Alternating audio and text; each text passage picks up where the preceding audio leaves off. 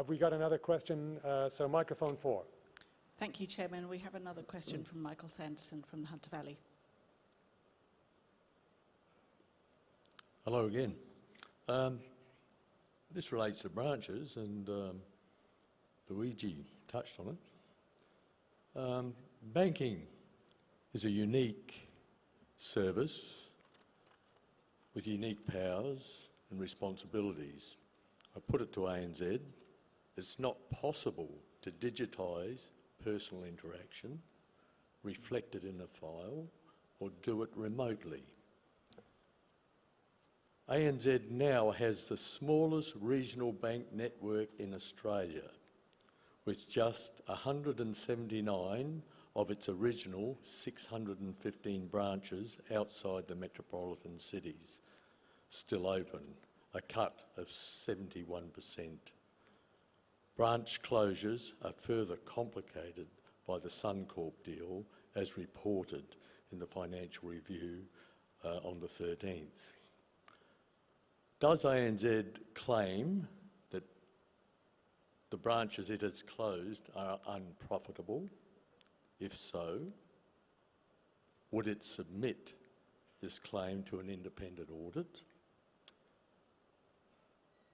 How do ANZ branch closures comply with the mandatory contractual warranty of the Code of Banking Practice that states, "We are committed to providing banking services which are inclusive of all people, including A, older people, B, people with disability, C, Indigenous Australians, including remote locations, and D, people with limited English."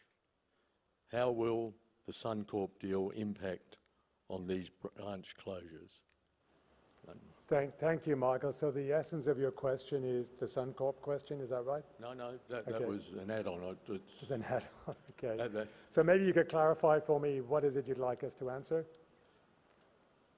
The reason for closing is it profitability.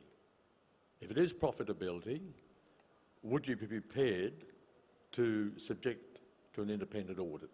Okay, thank you. And the Banking Code of Practice is mandatory.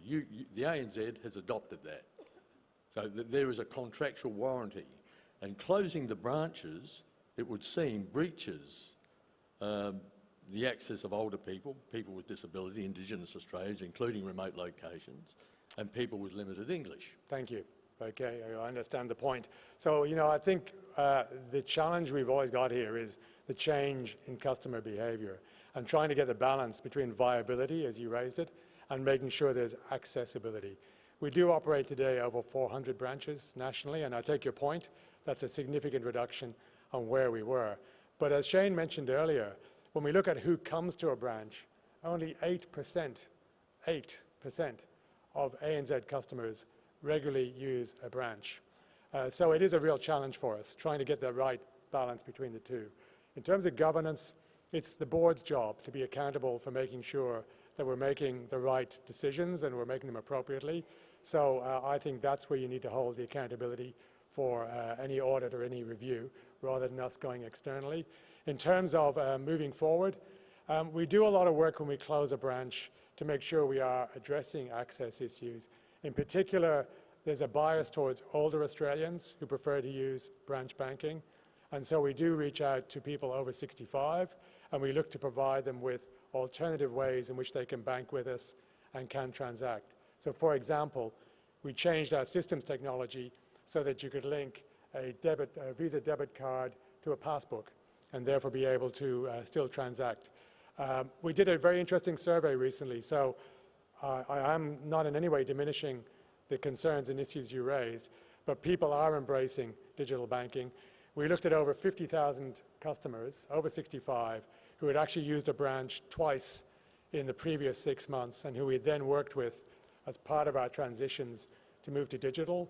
Over 90% of those customers had started to use digital banking, and a third of them had fully moved to digital banking. So that's the balance we're trying to navigate. We do absolutely understand our responsibility to the community and to the Code of Practice, and we're doing our best, Michael, to try and get the right balance on that. I have another question, but I'd just like to make a comment to your comment. I personally an ex-farmer, and I dealt with two banks. None of them was yours. One was the Bank of Queensland, one was the NAB. I had a personal interaction with the NAB side, and everything was sweet. Okay, he understood me, he'd met me, I'd dealt with him for a while. So on the other side, BOQ, was remote, and that experience was catastrophic. So personal interaction is important, especially in a rural concept. Yeah, so, but I'll move on to the next one. That was a comment. Now, you have this chap here, Mr. Keys. How are you, Mr. Keys? I didn't recognise you, bro. You must be well fed in this banking thing. And Mr. Keys will be able to probably give you some expert advice on this one. There's a chap by the name of Jim Anderton that, while his predecessor, Helen Clark, was Prime Minister of New Zealand, set up a Kiwi bank. Just a bit of background here. Between 1991 and 1996, the Keating Labor government sold out working, indeed all Australians, by privatising the Commonwealth Bank. My question is, would the ANZ support the re-establishment of a publicly owned bank to offer all Australians bread and butter banking, irrespective of location and circumstances? And would the ANZ support the reintroduction of Glass-Steagall regulation that separates bread and butter banking from risky speculative banking? I think Mr. Keys could probably give us a bit of background on the circumstances that related to the now public bank, Kiwi Bank, that they've done through the post office. There's some... Thank you, Michael. Look, it's a hypothetical question, and I think we'd have to look at it on its merits if it arose. I'm aware of Kiwi Bank and of the work it does in New Zealand.